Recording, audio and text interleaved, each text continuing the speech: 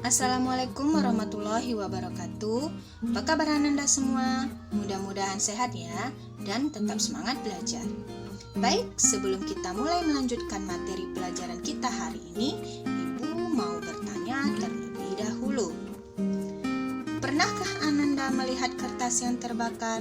Tentu pernah ya. Pembakaran kertas merupakan salah satu contoh reaksi kimia yang sering kita temui dalam kehidupan sehari-hari.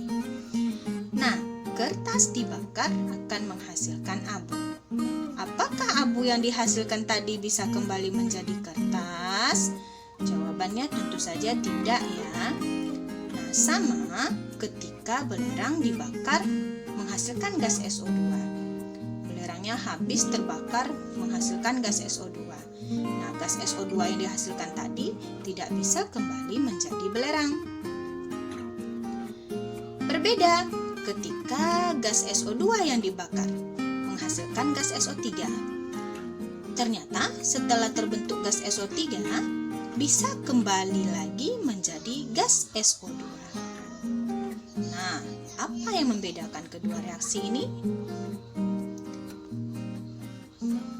Hal yang sama juga terjadi pada reaksi N2O4 menghasilkan 2NO2.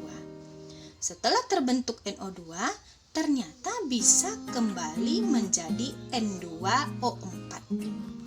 Prosesnya seperti ini. Awalnya hanya ada N2O4 yang tak berwarna.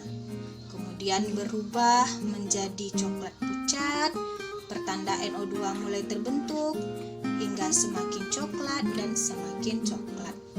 Pada suatu ketika, tidak tampak lagi perubahan warna yang terjadi. Nah, apa artinya ini? Peristiwa ini akan kita pelajari dalam bab kesetimbangan kimia. Berbicara mengenai reaksi kimia, berdasarkan arahnya, reaksi kimia terbagi dua. Yang pertama disebut dengan reaksi irreversible atau tidak dapat balik atau disebut juga dengan reaksi berkesudahan. Nah, dalam hal ini reaksi hanya berlangsung satu arah, yaitu ke arah produk saja. Produk tidak bisa kembali menjadi reaktan.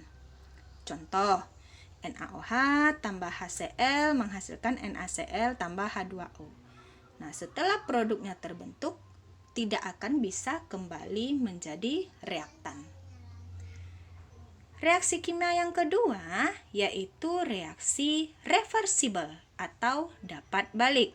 Nah, dalam hal ini reaksinya berlangsung dua arah, ke arah produk dan ke arah reaktan. Contoh, N2 tambah 3H2 menghasilkan 2NH3. Setelah NH3 terbentuk, ternyata bisa kembali menjadi N2 dan H2. Nah, pada reaksi reversible ini, ketika laju ke arah produk sama dengan laju ke arah reaktan, maka saat itu disebut dengan kesetimbangan. Kesetimbangan kimia itu sendiri bersifat dinamis. Apa artinya?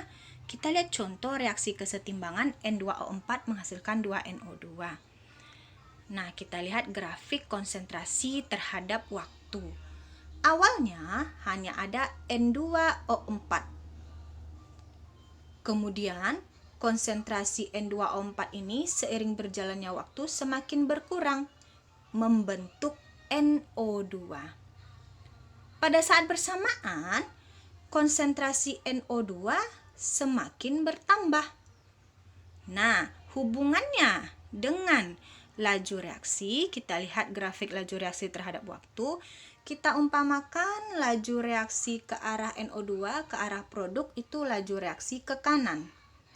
Sedangkan laju reaksi ke arah reaktan atau ke arah N2O4 itu laju reaksi ke kiri. Nah, tadi awalnya hanya ada N2O4, kemudian dia berubah menjadi NO2 sehingga konsentrasi N2O4-nya semakin berkurang. Artinya laju reaksi ke arah NO2 juga semakin berkurang.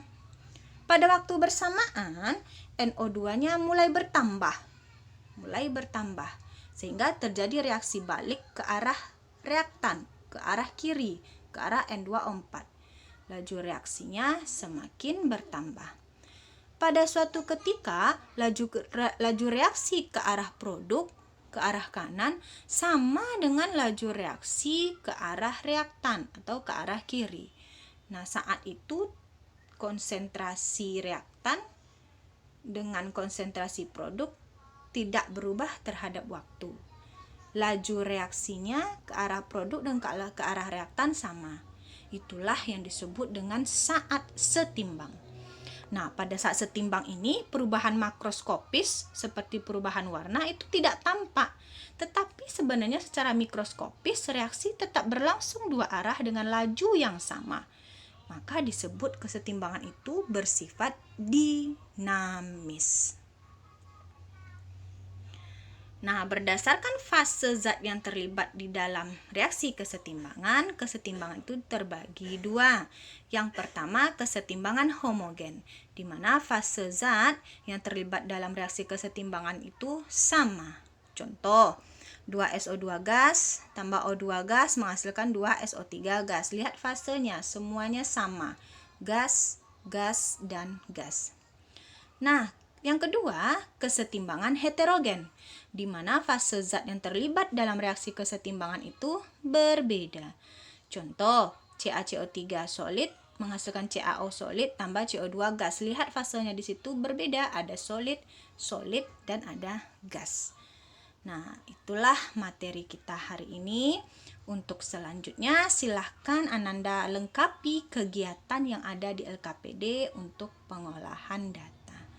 Mudah-mudahan bermanfaat. Wabillahi taufik wal hidayah. Wassalamualaikum warahmatullahi wabarakatuh.